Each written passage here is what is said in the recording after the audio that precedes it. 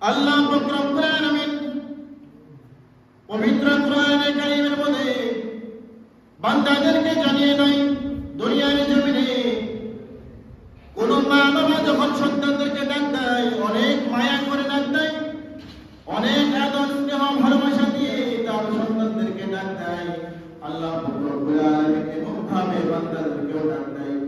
আল্লাহ পাক রব্বুল আলামিন বলেন, ইয়া আইয়ুহাল্লাযীনা আমানু কুতিবা আলাইকুমুস সিয়াম কামা কুতিবা আলাল্লাযীনা মিন ক্বাবলিকুম লাআল্লাকুম তাত্তাকুন। আল্লাহ পাক রব্বুল আলামিন বড় মায়া করে বান্দাদেরকে ডাক দিয়ে বলে, এ বান্দারা, আমি তোমাদের উপরে শুধু রোজা ফরজ করি নাই, শুধু তোমাদের জন্য আমি রোজাকে ফরজ করি নাই, তোমাদের পূর্বে যারা দুনিয়ার জমিনে এসেছিল, তোমাদের পূর্বে যারা দুনিয়ার জমিনে বসবাস করেছিল, দুনিয়ার জমিনে যারা তোমাদের পূর্বেই যারা দুনিয়ার জমিন থেকে বিদায় হয়ে চলে গিয়েছিল, তাদের উপরেও আমি আল্লাহ পাক রব্বুল আলামিন এই রোজাকে ফরজ করেছি। এ বান্দারা শোনো, আমি কেন তোমাদের উপরে রোজা দিয়েছি, এই রোজা তোমাদের উপরে কেন দিলাম? সারাদিন তোমরা অনাহারে থাকো, সারাদিন না খেয়ে থাকো, সারাদিন সকাল থেকে সন্ধ্যা পর্যন্ত তোমরা মুখের মধ্যে এক ফোঁটা পানিও দাও না। আর এই কষ্ট আমি তোমাদেরকে কেন দেই জানো নি? আল্লাহ পাক রব্বুল আলামিন পরেই জানিয়ে দেয়। আল্লাহ পাক রব্বুল আলামিন বলেন, লাআল্লাকুম তাত্তাকুন। আমি এই কারণে রোজা দিয়েছি জানো, আল্লাহ পাক রব্বুল আলামিন বলেন, আমার বান্দারা যেন তাকওয়াবান হয়ে যায়, আমার বান্দারা এই রমজান মাসের রোজা রেখে যেন আমার ভয় তাদের অন্তরে বৃদ্ধি হয়ে যায়, আমার ভয় যেন তাদের অন্তরে পয়দা হয়ে যায়।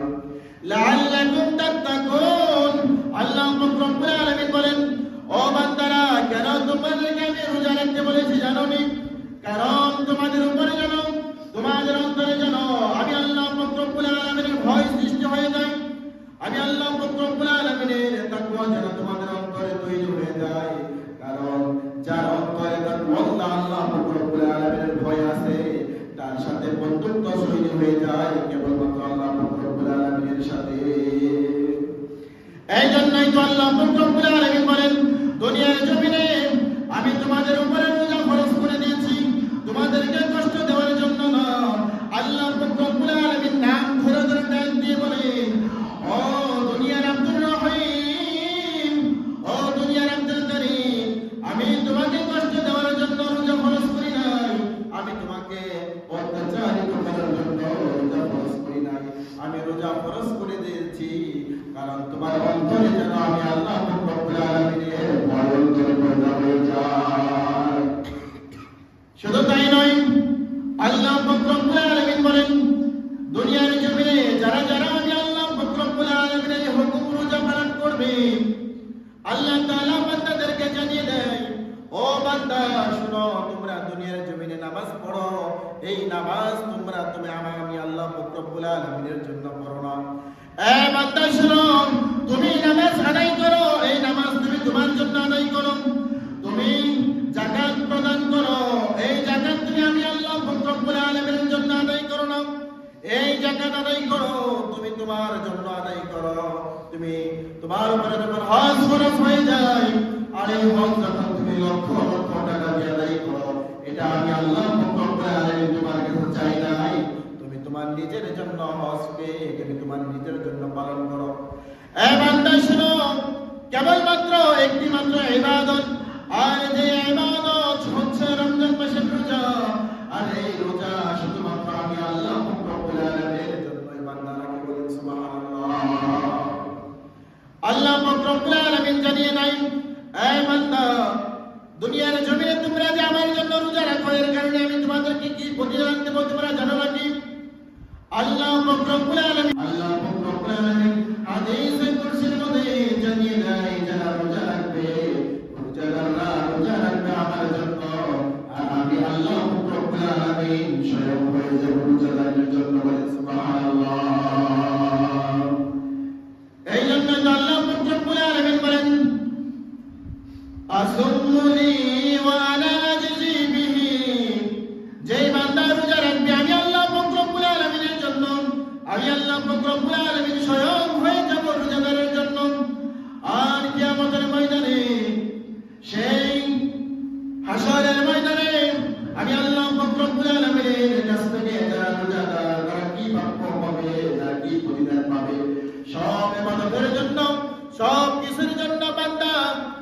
আল্লাহ পাক রব্বুল আলামিনের কাছ থেকে প্রতিদান পাবে জান্নাত।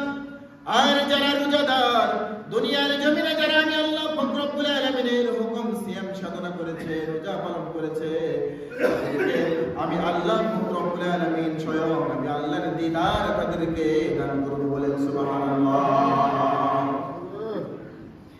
এই জন্য আল্লাহ পাক রব্বুল আলামিন দুনিয়ার জমিনে বান্দাদেরকে যে রোজা দান করেছে, এটা বান্দাদেরকে কষ্ট দেওয়ার জন্য না, বান্দাদেরকে আল্লাহ পাক রব্বুল আলামিন তাকওয়া যেন তারা অর্জন করতে পারে, দুনিয়ার জমিনে যেন তারা আল্লাহ পাক রব্বুল আলামিনের ভয় অন্তরে পয়দা করতে পারে। আর দুনিয়ার জমিনে যাদের অন্তরে আল্লাহ পাক রব্বুল আলামিনের ভয় ভীতি সৃষ্টি হয়ে যাবে, দুনিয়ার জমিনে তারা কখনোই আল্লাহ পাক রব্বুল আলামিনের নাফরমানিতে লিপ্ত হতে পারবে না। আমার প্রিয় ভাইয়েরা,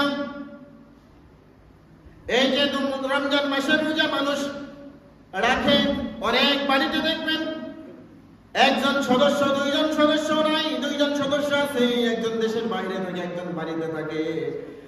সে কিন্তু চাইলেও ঘরের ভিতরে গিয়ে খাবার খাইতে পারবে না, খাবার খাইতে পারবে, কিন্তু সে যে রোজা রাখছে তার ভিতরে একটা আল্লাহ পাক রব্বুল আলামিনের অটোমেটিকলি মহব্বত তৈরি হয়ে যাবে, ভয় সৃষ্টি হয়ে যাবে। হাই হাই, আমি তো সেহরি খেয়েছি, আমি তো রোজা রাখছি, এখন আমি কেউ না দেখলো আমি যে রোজা ভাঙবো, আমি যে খাবার খাবো, গোপনে হলেও যে খাবার খাবো, এটা তো আমার আল্লাহ পাক রব্বুল আলামিন দেখতেছে। মনে মনে ভিতরে ভিতরে সে একটু লজ্জিত হয়, লজ্জা পায়, হ্যাঁ কিভাবে আমি রোজাটা ভাঙি, কিভাবে আমি একটা খাবার খাই।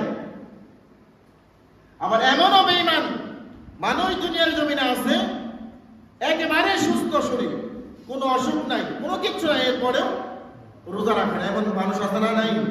আছে না? আমাদের আশেপাশে অনেক মানুষ আছে যারা রোজা রাখে না, সুস্থ, একেবারে সুস্থ, কাজও করতে পারে, কিন্তু রমজান মাসে রোজা কি করে না? রাখে না। যে ইবাদতের কথা আল্লাহ পাক রব্বুল আলামিন স্বয়ং বলেছেন যে এই ইবাদত শুধুমাত্র আল্লাহ পাক রব্বুল আলামিনের জন্য, এরপরেও কি করে না? রোজা রাখে না। আবার কিছু কিছু মানুষ আছে দেখবেন রমজান মাস শুরু হয়ে গেছে, কিছু কিছু ব্যবসায়ী আছে রমজান মাস শুরু হয়ে গেছে, তারা তো রোজা রাখেই না,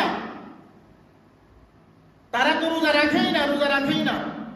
আরো যারা রোজা রাখে না তাদেরকে খাবারের জন্য বাজারে ঘাটে, রাস্তাঘাটে ব্যবস্থা করে দেয় না, দোকানপাটে পর্দা লাগায়, রমজান মাস শুরু হয়ে যায় আর দোকানে পর্দা লাগায়। সারা বছর রমজান মাসে সারা বছর দোকানে কোনো পর্দা থাকে না, ওপেনলি সব সময় মানুষ যাতায়াত করতেছে, রমজান মাস শুরু হয়ে যায় আর তার দোকানের মধ্যে পর্দা লাগানো শুরু হয়ে যায়।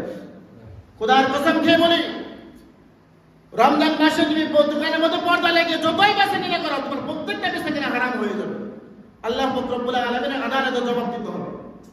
শুধু ওই দোকানদাররা আল্লাহ পাক রব্বুল আলামিনের আদালতে জবাব দেব তা নয়, যেই বাজারে এইরকম কোন হোটেল দোকান থাকবে, যেই দোকানে পর্দা লেগে বেচা কিনা করবে, আর ওই বাজারের কমিটি যারা থাকবে, দায়িত্বশীল যারা থাকবে, তারা যদি বাধা না দেয়, তারা আল্লাহ পাক রব্বুল আলামিনের আদালতে জবাব দিতে হবে। তোমার বাজারে, তুমি বাজারের মাতাব্বর, তুমি বাজারে দায়িত্ব পালন করো, সব করতে পারো, তোমার বাজারে খারাপ কার্যক্রম শুরু হয়ে গেছে, তোমার বাজারে আল্লাহ পাক রব্বুল আলামিনের আইনের বিরুদ্ধে কাজ শুরু হয়ে গেছে, তুমি বাধা দিচ্ছ না, তুমি কেমন নেতা? তুমি কেমন নেতা? তোমাকে সর্বপ্রথম আল্লাহ পাক রব্বুল আলামিনের আদালতে জবাব দিতে হবে। আর এমন দোকানওয়ালা আছে না? নাই? আছে না আমাদের দেশে? নাই? প্রত্যেক বাজারে বাজারে দেখবেন হোটেল আছে, হোটেলের মধ্যে দেখবেন পর্দা লাগানো শুরু হয়ে গেছে। সমাজের মানুষের দায়িত্ব এগুলো, বাজার কমিটিদের দায়িত্ব এগুলো, যেই দোকানের মধ্যে পর্দা লাগানো থাকবে ওপেনে তাদেরকে সবার সামনে এনে তারা ক্ষমা চায়, এবং তারা যেন ওই সারাদিন কোনো দোকানপাট খোলা না রাখতে না পারে। এই দায়িত্ব, এইগুলো কাজগুলো করা দায়িত্ব হচ্ছে বাজার কমিটির। কিন্তু কে করবে? কার কথা কে করবে? শুধু পকেট ভারী করতে পারে সবাই, সবাই শুধু কি করতে পারে? পকেট ভারী করতে পারে। আল্লাহ রাব্বুল আলামিন আমাদেরকে বুঝার তৌফিক দান করেন, বলেন আমিন।